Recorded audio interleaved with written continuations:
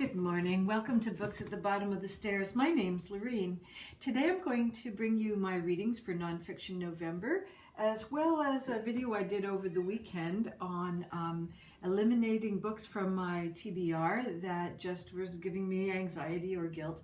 And I noticed over at Mathew, I'm not sure how to pronounce his last name, his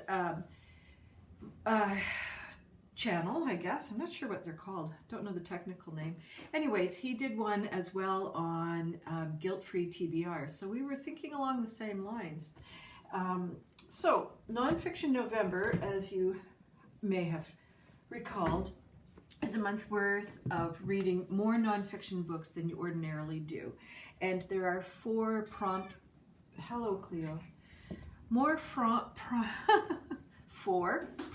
words to help you sort out a direction in terms of what nonfiction you would like.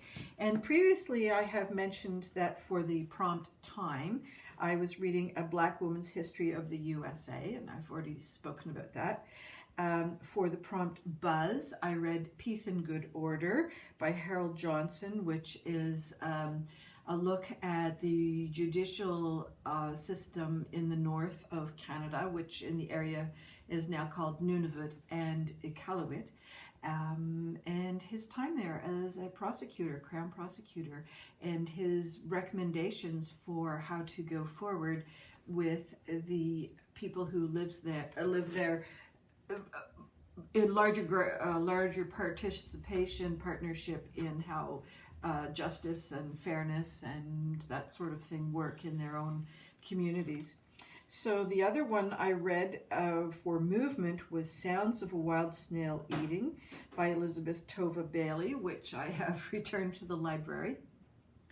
I will link it below too. I've also spoken about this a bit, the journey of a small snail in a plant and then later on in a terrarium beside the bedside of a woman who is experiencing, I don't think it's chronic fatigue, it's more dire than that, but she had great difficulty moving and having energy, and it was an autoimmune problem. And it's a lovely book. The snail had very little movement, but provided huge amount of distraction for Elizabeth Tova Bailey.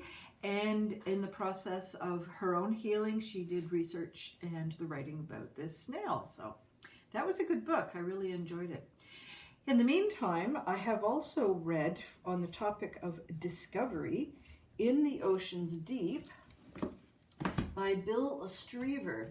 This is a book that we gave to our daughter last Christmas, I believe, and I thought it was going to be something else. It turns out to be an examination of the tools that are needed in order to go to deep sea diving. And it started out with what historically had been examined in the building of the caissons for the bridge. I think it was the New York Bridge. And as you go down deep, you can go down fairly quickly, but coming up is what gives the bends. So as I'm speaking, I'm thinking, geez, I think I've spoken about this. But anyhow, I was probably just halfway through the book at that point. That's why it sounds like I've talked about it before. In the meantime, I finished the book, and what I hadn't read already was about Saturated, which is where you go down into the deeps of the oceans and you stay for long periods of time doing some kind of deep underwater work, and how you end up living with a completely different oxygenator. It's a combination of helium, oxygen, and a couple of other lighter gases. And then as you come up, it doesn't really matter how long you're down there, but the rate of ascent needs to be fairly consistent. And then when you hit, I think it was 300 feet below, no, is that 300 somethings? When you hit that point, then the rate of ascent is pretty universal as to if you've gone 4,000 yards. Isn't that stupid?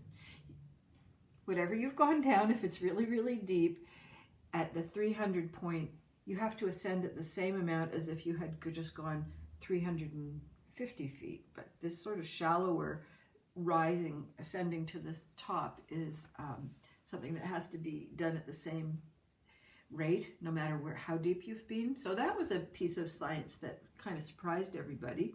They were having different expectations. The book continues to discuss robots and submersibles, and then the state of the ocean itself. And yeah, it's a fairly interesting book. He has a number of different people that he returns to over time, so it's definitely a man's club at the time of this author's writing it. Very few female divers. There's one, Dr. Silva, that he speaks to, but she's, I don't know if she's actually the lone woman, or that's whether he put a lot of effort into finding a lot of women. That was a bit unclear to me. The part I didn't really get about this book was, why would you go down in the first place? Especially when we hit the saturation spot. It was unclear to me why you would be down there for 2 or 3 weeks. I would assume you would have to be leaving the pod or the room that they had created in order to do whatever work there was. That part was unclear, how you left your safe spot and then did work.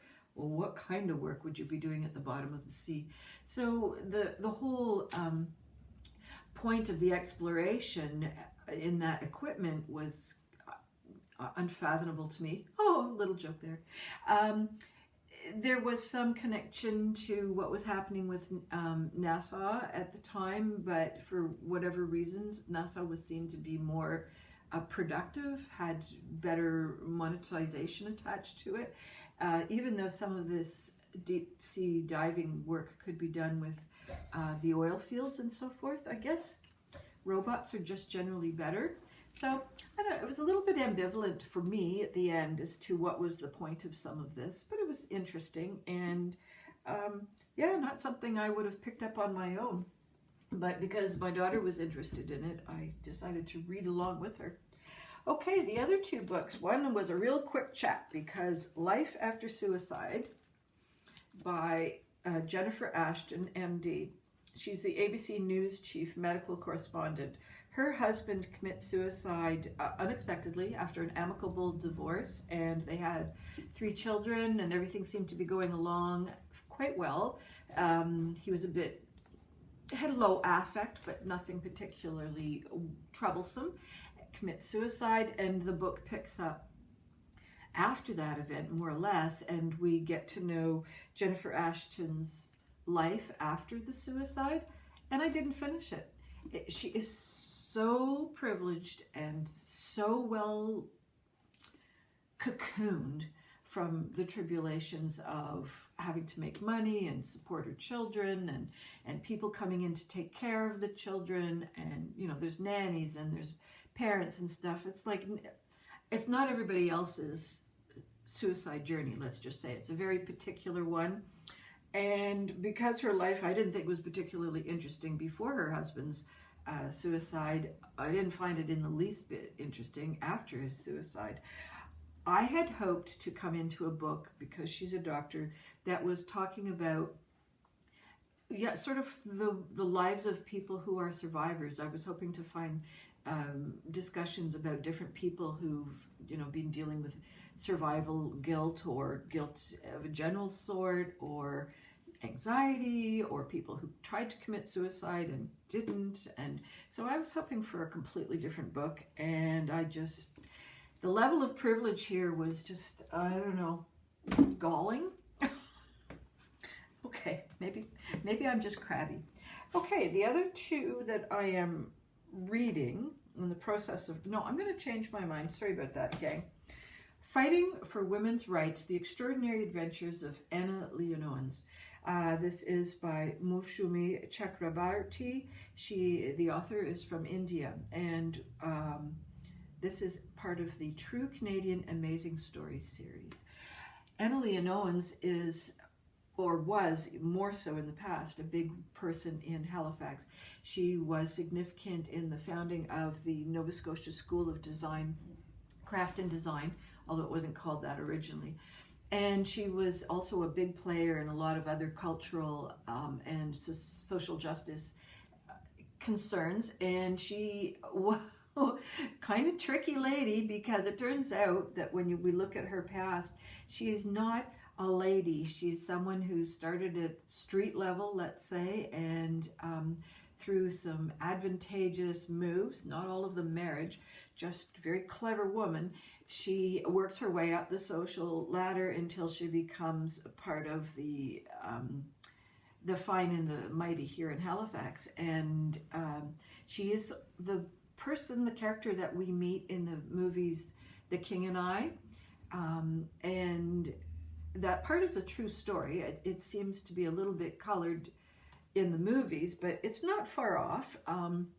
Her relationship with the King of Siam was not quite as amicable and as partnership as is drawn, but you know, movies. And her son did not die at the end of the movie. Well, the movie's like 700 years old. I hope I haven't spoiled it for you, but her son does not die in real life as he does in the movie. So it just made for some interesting weeping opportunities. So this lady was very instrumental wherever she went in trying to deal with social justice issues, the lives of the women in the harem, the lives of like just your average moms with too many children, street workers, not just women, but predominantly women. And it's all, of course, in the time that she's living. So certain mores and values and so forth. She wasn't exactly avant-garde in those kinds of thinkings, but she would be for healthcare, better wages. Anyway, so it turns out that she travels from the U.S. out to Asia, and then Halifax, and then ends up in Montreal. And pretty well everywhere she goes, she's on the leading edge of social reform, and so she's quite an interesting lady. She's not as well known. The power brokers in Halifax have changed since she's been here, and she's remembered by the Anna Lee and Owens Gallery, which is part of the Nova Scotia School of Craft and Design's exhibition space for graduating students and visiting professors. And so but I think a lot of people would not remember why she was here in the first place. And why was she here in the first place? Her second husband, got a job with a bank and moved north, and then another job with a different bank, and that's why they moved to Montreal. So, okay, it was a good book. It doesn't really fit any of the prompts. I guess it could go with time because it was historical. Discovery because I was learning about someone who was influential in Halifax's history. The one I'm in the middle of right now continues to be the Penguin Book of Mermaids. I'm really enjoying it. It's a whole bunch of different length explorations on the story of mer people around the world, and I'm currently in the section where they are 5 or 6 page type stories. Otherwise they're kind of just a half page or a full page, and then towards the end of the book there will be mermaids from Japan, mermaids from Italy, Hawaii, that kind of thing. So it's just a very nice dip in, dip out book.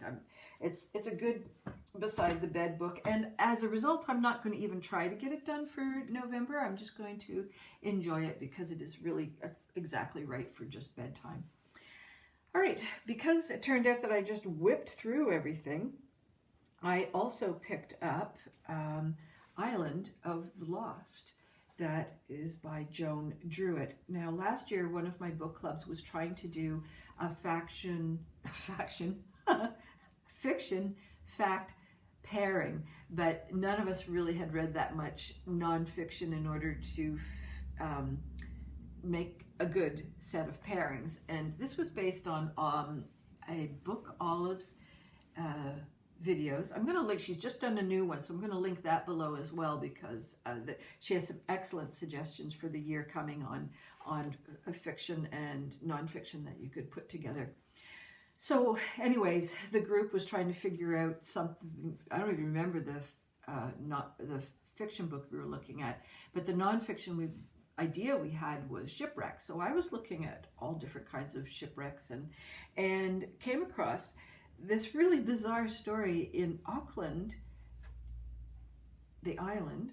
There were 2 shipwrecks in the 1800s, and one was on one end of the island, one was on the other end of the island, and the one, the more northern group of 5 men, they survived using democracy.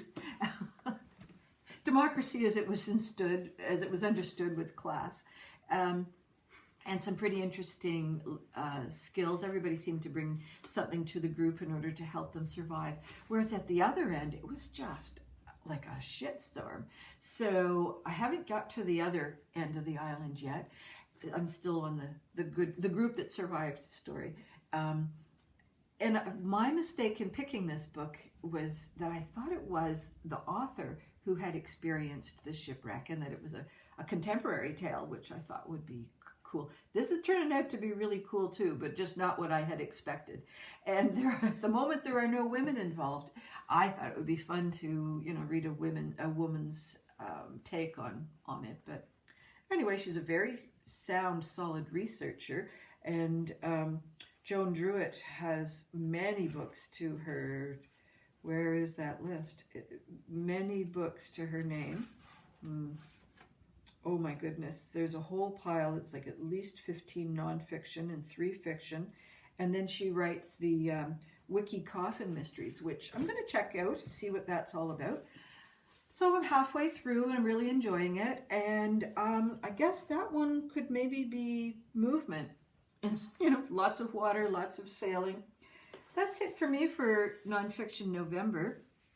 I did read 2 other books, which I just decided not to really talk about too much. They were the conclusion to White Cat, the Red Glove and Black Heart, books 2 and 3. Holly Black, I believe, was the author, and they're okay. The White Cat's the best of the 3, and I'm glad that it was over. At the end of book 3, I found book 2.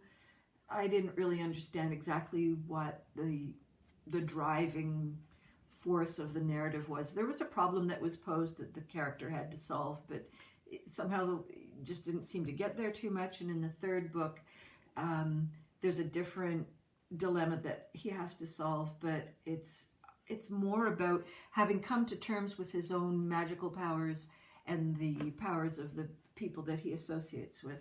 Well, what's he going to do with that? I mean, he's now 17-ish, 18-ish, and he can choose a life of crime and a life of not crime, or he can choose his own life. And so I won't spoil it for you, but yeah, it was okay. It was good for a rainy day. Well, I guess that's it. I'm going to post the other one just a few minutes after I post this one, and I hope you enjoy that too. So I hope all of your reading desires and adventures continue to come true, and I'll see you later. Thank you for joining me.